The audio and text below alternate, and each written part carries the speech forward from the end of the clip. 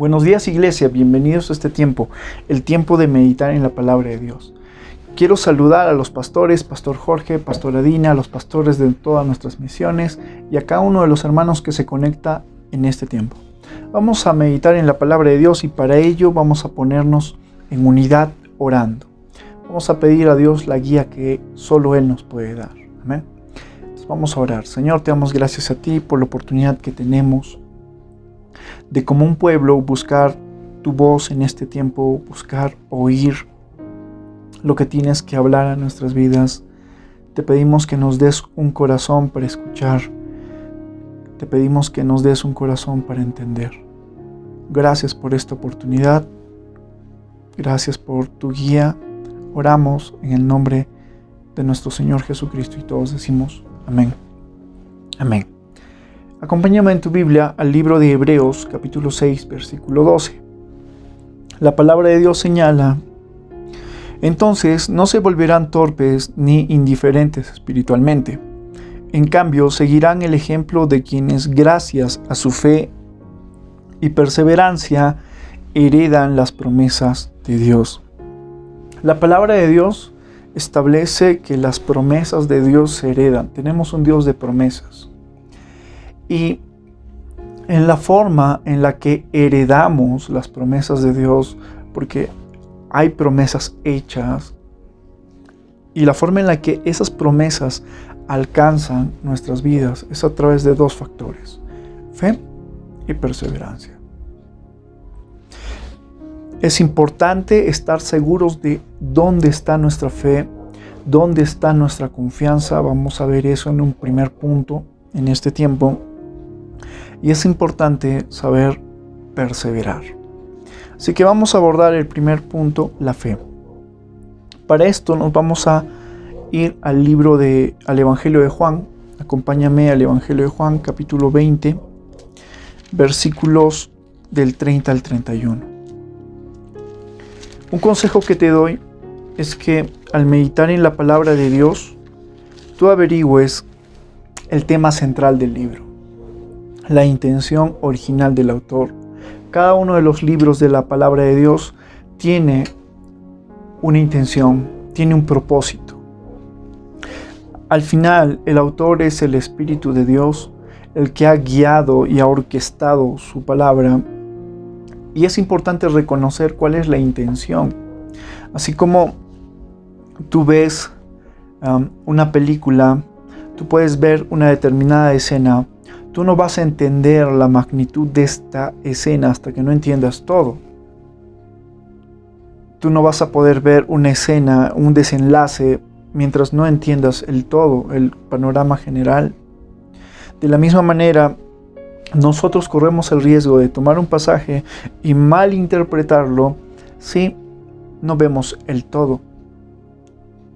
Y del Evangelio de Juan encontramos cuál es la intención original. Esto se plasma en el versículo 30 y 31. Así que leemos. Los discípulos vieron a Jesús hacer muchas otras señales milagrosas, además de las registradas en este libro. Pero estas se escribieron para que ustedes continúen creyendo que Jesús es el Mesías, el Hijo de Dios, y para que al creer en Él tengan vida por el poder de su nombre. El apóstol señala con claridad que podría haber escrito muchas cosas más, pero ha pasado un proceso de selección. A través de este proceso de selección ha plasmado cada una de las historias del Evangelio de Juan con el propósito de que nosotros continuemos creyendo que Jesús es el Mesías, que Jesús es el ungido de Dios, que Jesús es el Hijo del Dios viviente. Y solo a través de creer en Jesucristo es que nosotros podemos tener vida por el poder de su nombre. Entonces, esa es la intención detrás del libro de Juan. Entonces, cada una de las historias no es casualidad, hay una intención. Vamos a ver dos historias y vamos a ver cómo se entrelazan estas historias respecto de nuestras vidas. Acompáñame al Evangelio de Juan capítulo 3. encontramos en el capítulo 3 la historia de un hombre llamado Nicodemo. Y también vamos a ver la historia del capítulo 4, la historia de la mujer samaritana. Y estas dos historias nos van a presentar contraste. Por una parte, vamos a tener a Nicodemo y vamos a familiarizarnos con su historia. Capítulo 3, versículos del 1 en adelante, dice la palabra de Dios: había un hombre llamado Nicodemo, un líder religioso judío de los fariseos. Una noche fue a hablar con Jesús. Rabí, le dijo, todos sabemos que Dios te ha enviado para enseñarnos. Las señales milagrosas que haces son la prueba de que Dios está contigo. Jesús le respondió, te digo la verdad, a menos que nazcas de nuevo, no puedes ver el reino de Dios. En esta primera historia, en la historia de Nicodemo, se nos presenta que él era un hombre religioso. Y no solo un hombre religioso, él era un maestro, el maestro de la ley, el maestro de Israel. Era una eminencia, era una autoridad en el ámbito de la iglesia en ese tiempo. Y él formaba parte del grupo religioso más disciplinado de ese entonces, los fariseos.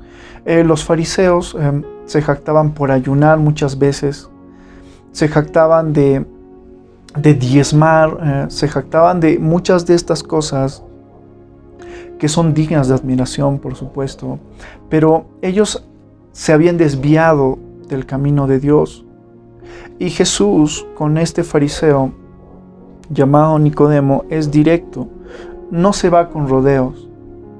El fariseo es cordial, le dice, todos sabemos que Dios te ha enviado. Las señales milagrosas que hace son la prueba de que Dios está contigo. Pero entonces Jesús lo confronta en el versículo 3 y le dice, te digo la verdad, a menos que nazcas de nuevo no puedes ver el reino de Dios. Jesús es directo. En primera instancia lo desahucia. Tienes que nacer de nuevo. Esto es algo que Nicodemo no entiende. Y la verdad es que nosotros somos muy limitados en nuestro entendimiento,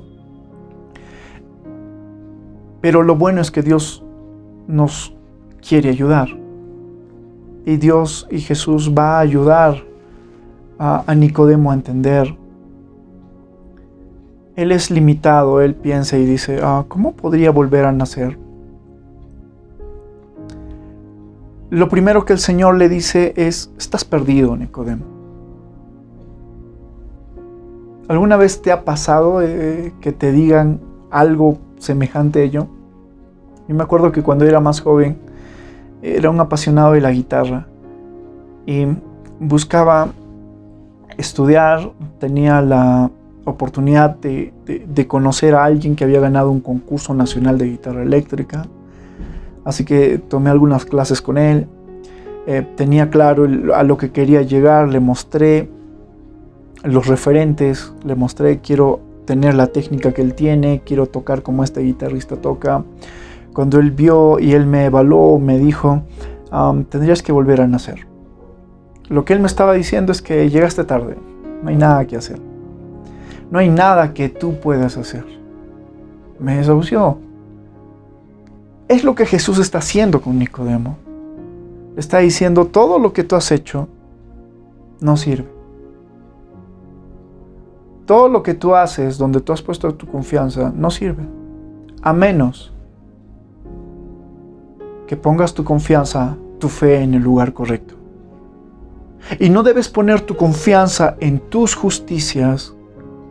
Debes poner tu confianza en mi justicia, en la obra que yo voy a hacer.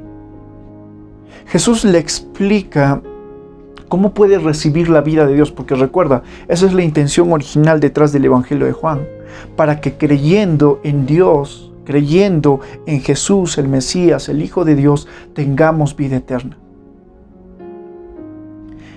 Así vas a tener vida eterna. Yo he venido del cielo, le dice Jesús, y yo voy a ser entregado, yo voy a ser sacrificado, Así como una serpiente fue levantada en el desierto para que los que levanten su mirada lo vean y tengan vida, de la misma manera yo voy a ser levantado para que todo aquel que me vea tenga vida eterna.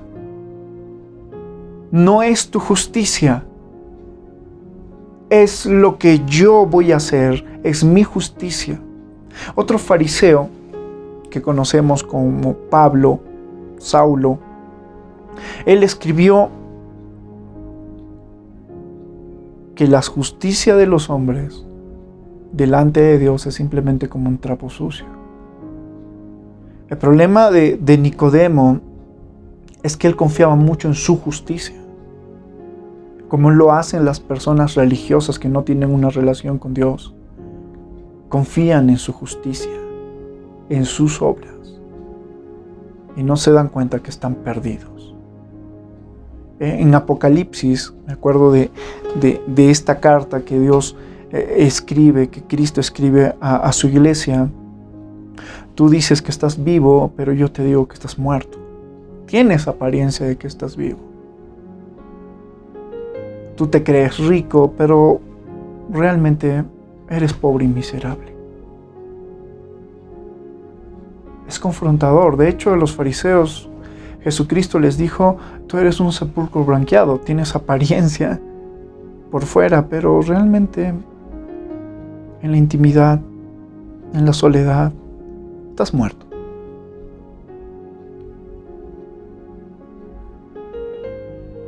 Ahora Nicodemo, y la falta que tiene Nicodemo es, pues, que confía en su justicia. Y Cristo le enseña: tienes que aprender a depender de la justicia de Dios en mi persona, en Cristo. Y hermanos amados, el aprender a reconocer nuestra necesidad de salvación, porque solo alguien que se reconoce perdido puede realmente, solo alguien que se reconoce perdido necesita un Salvador. Tienes que aprender a reconocer que necesitas la misericordia de Dios todos los días. Tienes que aprender a reconocer que por la gracia de Dios no estás cosechando todo lo que deberías cosechar. Que es por su misericordia que se extiende, que Dios nos da tantas oportunidades. De hecho, en el libro de Jeremías, la palabra de Dios dice: con amor eterno te he amado, por eso te prolongué mi misericordia. ¿Somos conscientes de esto? Porque es necesario que seamos conscientes para confiar en la obra que Cristo ha hecho. Y no es la decisión de un día, es el estilo de vida, es algo de todos los días. Sí, hermanos, somos pecadores. Pero ¿cuántos pueden decir: soy un pecador perdonado?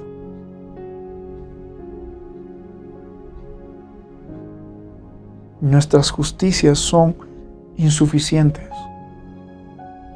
Y el precio que Jesús paga es suficiente.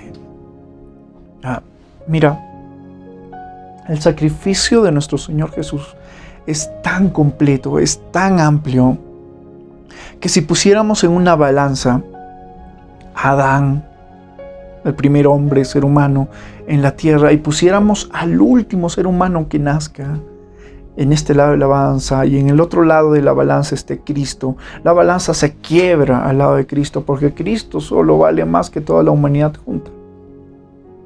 Porque Él no solo es un hombre, es el Cristo, es el Hijo de Dios. Nicodemo escucharía del Maestro,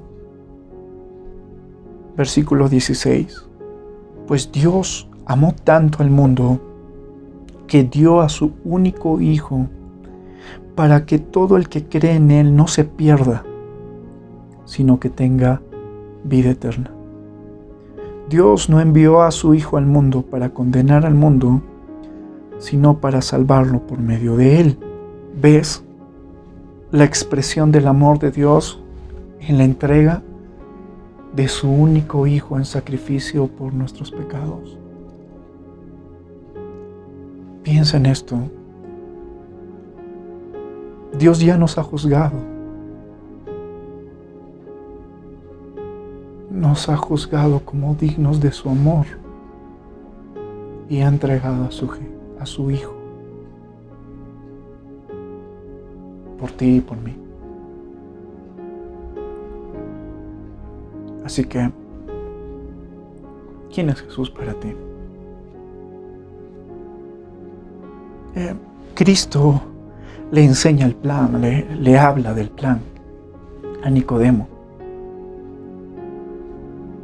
Pon tu confianza, no en tus propias justicias, pon tu confianza en en la obra que yo hago.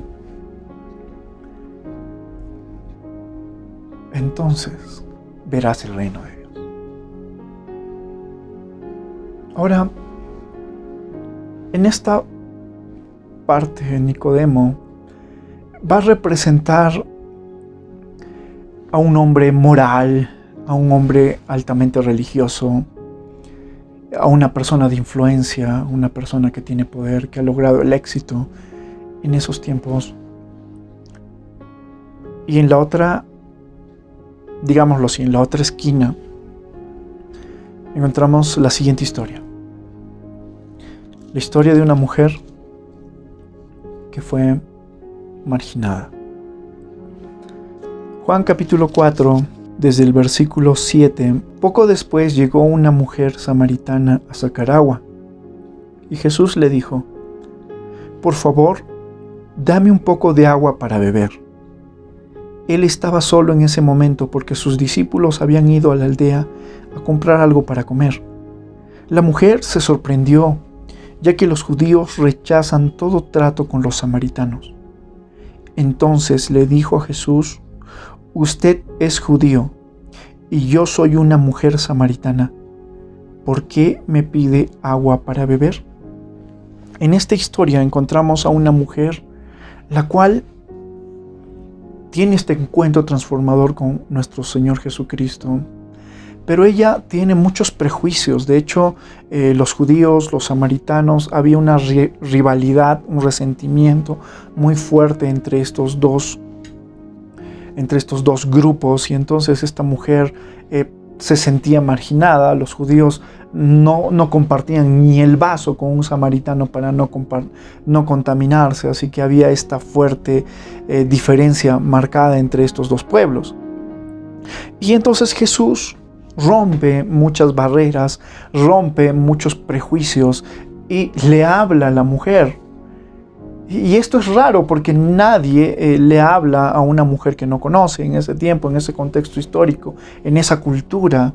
Pero es Jesús el que toma la iniciativa porque tiene que cambiar esa vida. Porque así es Dios. Porque Dios, su amor, corre para alcanzar nuestras vidas. Déjate alcanzar. Y esta mujer se sorprende. Y entonces, el versículo 10, Jesús contestó: si tan solo supieras el regalo de Dios, que Dios tiene para ti, y con quién estás hablando, tú me pedirías a mí y yo te daría agua viva. Esta mujer era una mujer marginada, no solo por ser samaritana. Dentro de la misma sociedad de los samaritanos, era una mujer marginada. Porque normalmente las mujeres salían a recoger agua del pozo muy temprano en la mañana para tener todo el día. Pero a esta mujer se le ocurrió salir al mediodía. Y la razón por la que ella salió al mediodía es porque ella no quería encontrarse con nadie. Dentro de su sociedad, de la sociedad de ese entonces, ella era vista mal. Ella era marginada. Y entonces Jesús le dice: si supieras quién es el que te pide, tú me pedirías a mí. Y una vez más vamos a ver que nuestra mente es limitada para reconocer lo que Dios está hablando. Versículo 11. Pero Señor, usted no tiene ni una soga ni un balde, le dijo ella, y este pozo es muy profundo. ¿De dónde va a sacar esa agua viva? Además, ¿se cree usted superior a nuestro antepasado Jacob? quien nos dio este pozo, ¿cómo puede usted ofrecer mejor agua que la que disfrutaron él, sus hijos y sus animales? Jesús contestó: cualquiera que beba de esta agua pronto volverá a tener sed, pero todos los que beban del agua que yo les doy no tendrán sed jamás. Esa agua se convierte en un manantial que brota con frescura dentro de ellos y les da vida eterna.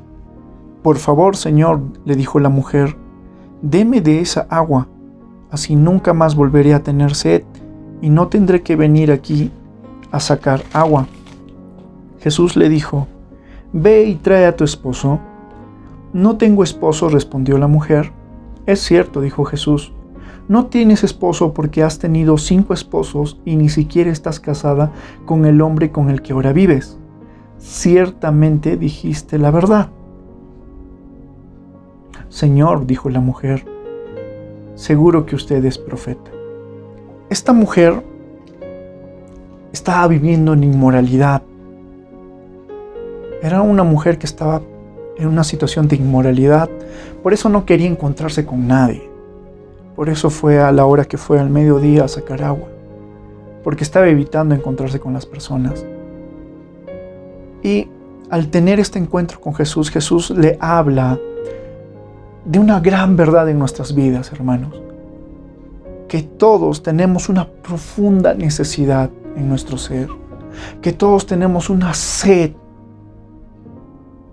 en nuestras vidas y que muchas veces nosotros tratamos de llenar esto de formas equivocadas, y es lo que Jesús está haciendo. Está confrontando. Le dice: mira, hay una sed y yo puedo saciar esa sed. Ella está limitada y dice: ¿cómo sería este agua? No tienes un balde. Pero Jesús no está hablando de una sed física, está hablando de algo mucho más profundo. Y entonces la mujer le pide: dame de esa agua. Y Jesús inicia el proceso. Confronta. Porque lo que Dios confronta, Dios lo transforma. Ve y trae a tu marido. Y ella es descubierta en su pecado. Jesús es luz y siempre va a exponer lo que está mal en nuestras vidas y expone lo que está mal en su vida. Pero este es el tema. ¿Quieres ese agua viva? Pregúntate, ¿con qué has querido saciar esa sed en tu vida? ¿Y cómo te está yendo?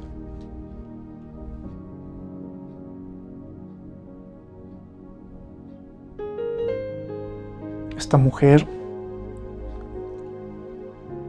había caído en una situación precaria,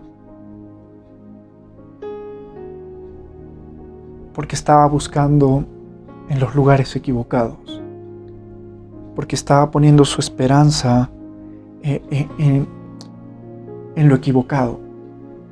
Pero Jesús viene a confrontarla. Y aquí salta un tema y nace el tema de la adoración. Versículo siguiente. Así que dígame, ¿por qué ustedes los judíos insisten en que en Jerusalén es el único lugar donde se debe adorar, mientras que nosotros los samaritanos afirmamos que aquí es en el monte Gerizim, donde adoraron nuestros antepasados? Jesús le contestó: créeme, querida mujer, que se acerca el tiempo en que no tendrá importancia si se adora al Padre en este monte o en Jerusalén. Uno pensaría que han cambiado de tema, pero no han cambiado de tema. Es el mismo tema. En nuestro corazón adoramos algo. Y todo aquello que adoremos, que no sea Dios, que no sea Cristo, todo lo demás que podamos adorar, lo que va a hacer es nos va a comer vivos.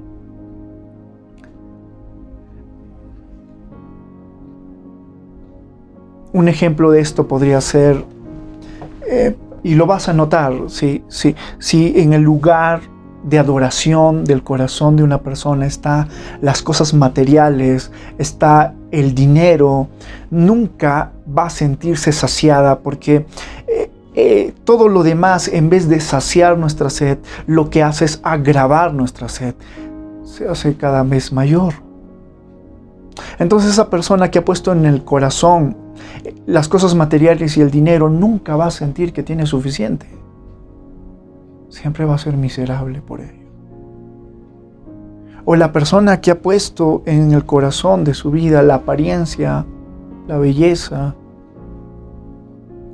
siempre se va a sentir no bella. O la persona que ha puesto en el corazón de su vida, de su adoración, el intelecto, siempre se va a sentir incapaz, no preparado.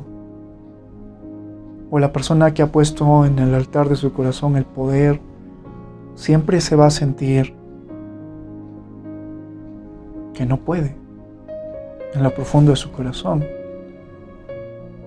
Porque todo lo demás que adoremos simplemente va a agravar ese vacío. Así que eso es lo que Jesús está confrontando.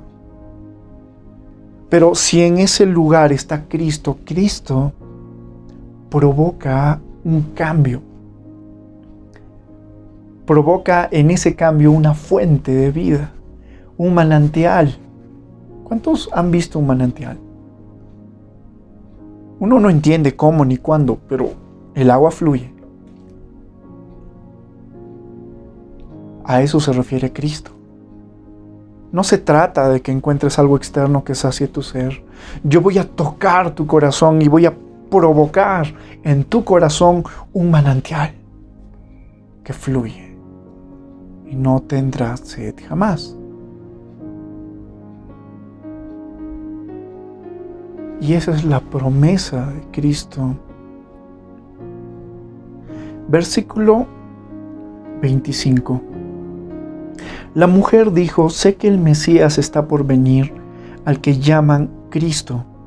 Cuando Él venga, Él nos explicará todas las cosas.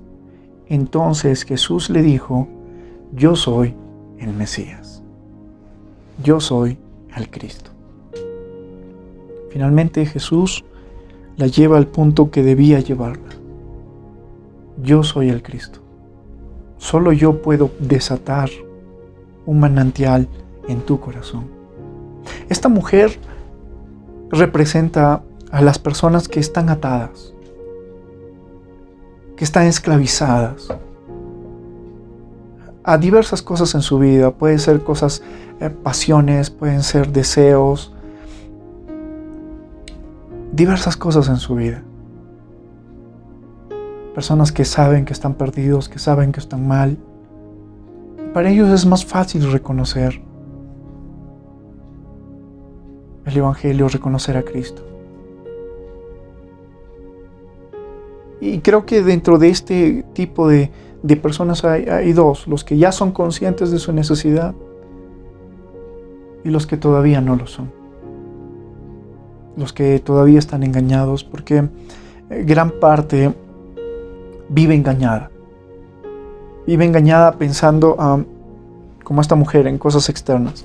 Pensando: el día que gane este sueldo voy a estar bien. El día que cambie este trabajo, que adquiera tal cosa, que logre tal cosa, tal posición, que logre tal bien. Y se la pasa en la vida en cosas externas. Y entonces el corazón está engañado pensando que eso va a saciar. Pero llegado el momento, cuando finalmente logran lo que tanto estaban persiguiendo, despiertan a la verdad de que eso no podía saciar sus vidas. Por eso es que vemos que personas que son la admiración de muchos toman decisiones como suicidarse, porque ellos finalmente descubrieron que no podía ser saciada su sed. Entonces, tenemos eso. Y Jesús, hermanos amados, es esa fuente. Es el único digno de que tú dobles tus rodillas. Cristo es el único digno de que tú le rindas tu corazón, de que tú le pongas tu confianza, tu 100 a Él, de que no confíes en tus propias justicias, de que reconozcas tu necesidad de salvación, tu necesidad de misericordia, y no solo una vez, sino de una forma constante y permanente. Entonces, accedemos a la vida de Dios. Entonces, viviremos lo que Dios ha ganado en la cruz para nuestras vidas. ¿Está tu confianza en el lugar correcto? Recuerda, hablábamos de dos factores. Fe. ¿Tu confianza dónde está? ¿Está puesta en Jesús? Y el otro factor, hermanos, es perseverancia. Con fe y perseverancia heredamos las promesas de Dios. La forma en la que se forja carácter es en la adversidad. Se forma carácter aprendiendo a enfrentar oposición, aprendiendo a perseverar, mientras otros tiran la toalla, aprendiendo a no tirar la toalla. Porque como esta mujer puedes buscar y decir, el día que cambie esto, que el día que cambie de iglesia, el día que cambie de líder, el día que cambie de vivir en esta ciudad, entonces mi vida va a estar mejor. Es una mentira. No es afuera. Es si tú estás permitiendo a Dios, a Cristo, tocar tu corazón. El corazón correcto florece en medio de la circunstancia que sea. Pregúntale a José.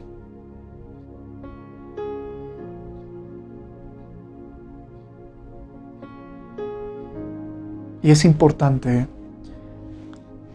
que tú y yo aprendamos a perseverar. Segundo de Corintios 4:14, en este pasaje señala el apóstol Pablo: esta leve tribulación pasajera no va a ser otra cosa sino provocar un mayor peso de gloria en mi vida.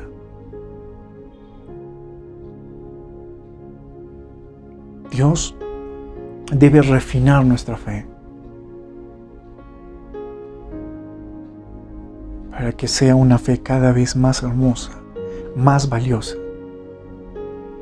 Y es lo que Dios va a hacer.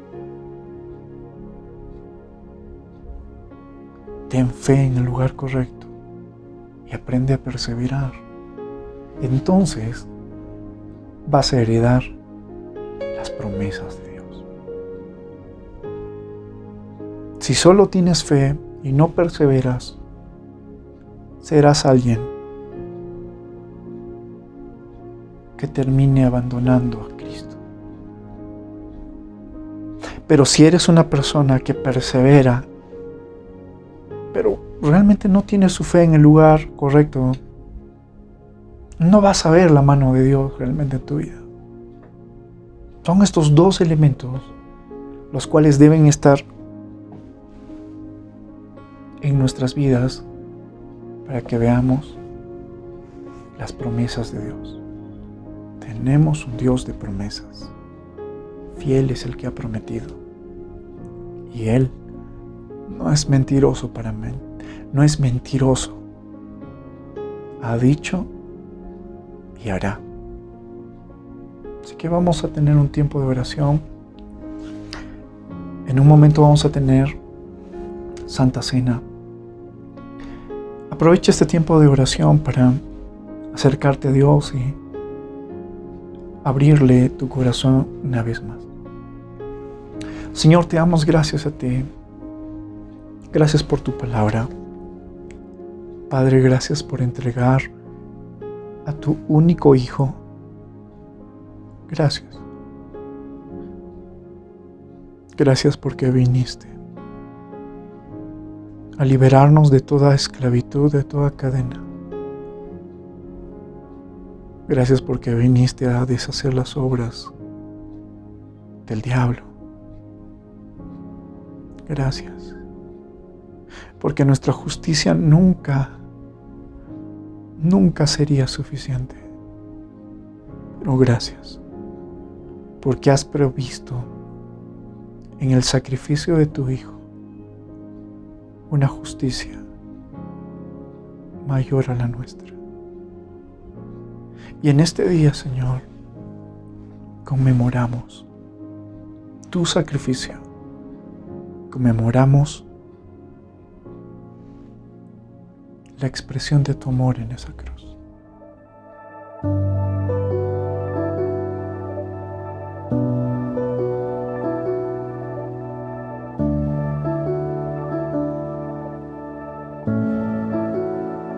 Estoy aquí, parado en fe, delante de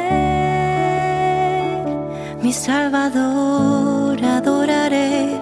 Estoy aquí, pensando en ti, recordaré tu sacrificio por mí. Mi pan de vida, quien me da sanidad. Sobre tu cuerpo soportaste mi dolor. Esta copa es tu sangre derramada por amor. Vino nuevo que perdona mi pecado y error. Estoy aquí,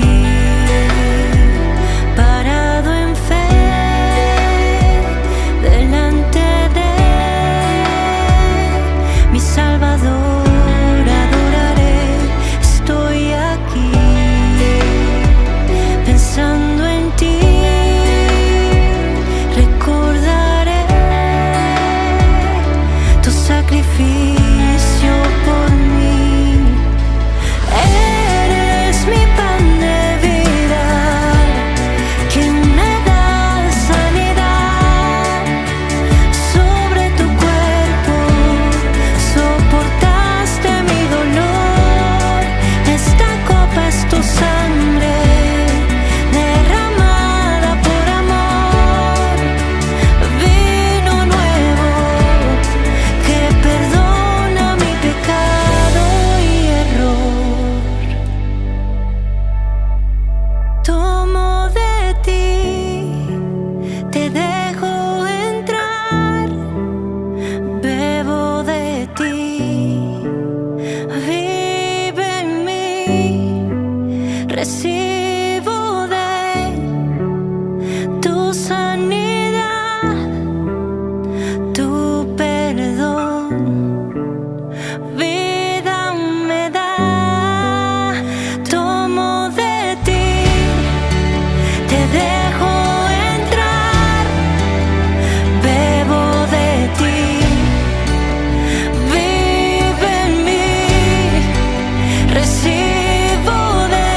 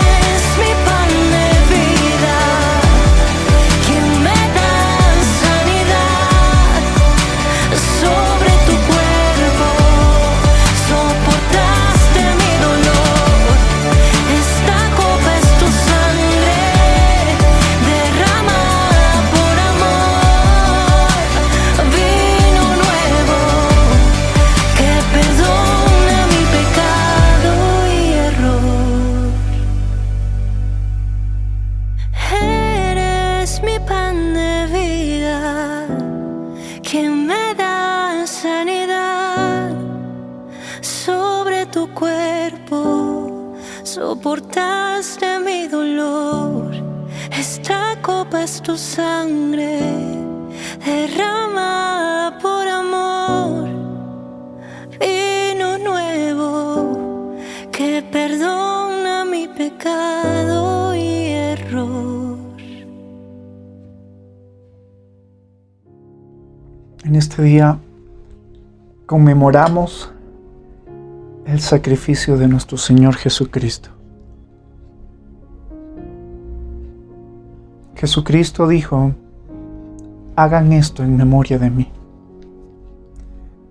Al hacer la Santa Cena, recordamos el sacrificio de nuestro Señor, anunciamos su venida. Y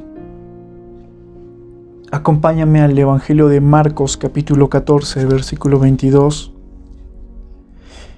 Dice la palabra de Dios: mientras comían, Jesús tomó un poco de pan y lo bendijo, luego lo repartió en trozos, lo dio a sus discípulos y dijo: tómenlo, porque esto es mi cuerpo. Hermanos, tomamos el pan.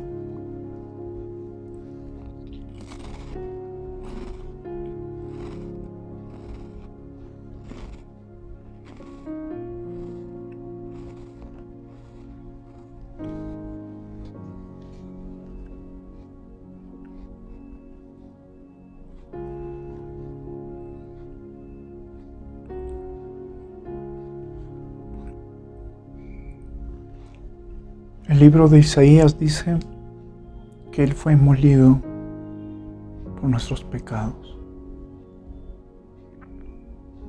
fue entregado por amor. Sigamos leyendo el versículo 23. Y tomó en sus manos una copa de vino y dio gracias a Dios por ella, se la dio a ellos y todos bebieron de la copa. Y les dijo: esto es mi sangre, la cual confirma el pacto entre Dios y su pueblo. Es derramada como sacrificio por muchos. Hermanos, ¿podemos tomar el vino?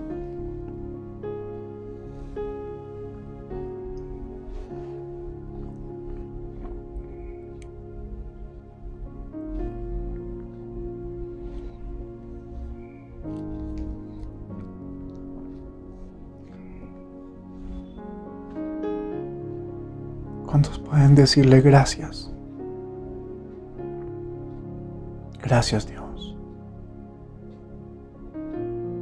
La salvación, aunque es gratis, demandó el precio más alto y fue pagado.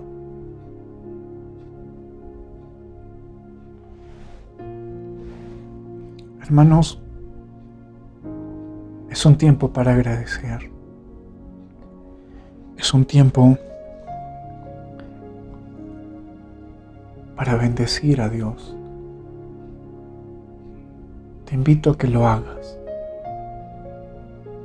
En tus propias palabras, bendice al Señor. Bendita sangre derramada en esa cruz. El libro de Hebreos dice: si la sangre de Abel clama por justicia, la sangre de Cristo es mucho mayor y clama a nuestro favor. Gracias, Dios. Gracias, porque tu justicia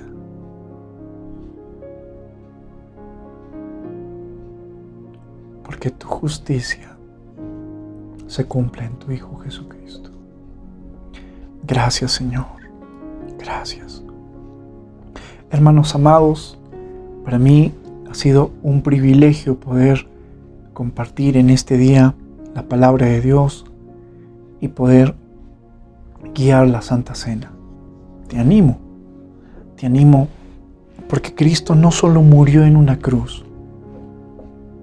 Dios es más grande que la muerte. Cristo se levantó, resucitó Jesucristo dijo: yo soy la resurrección y la vida. El que cree en mí, aunque esté muerto, vivirá. Él está vivo y Él sigue hablando. Ten un corazón para escuchar. Hermanos, hasta una siguiente oportunidad. Dios los bendiga.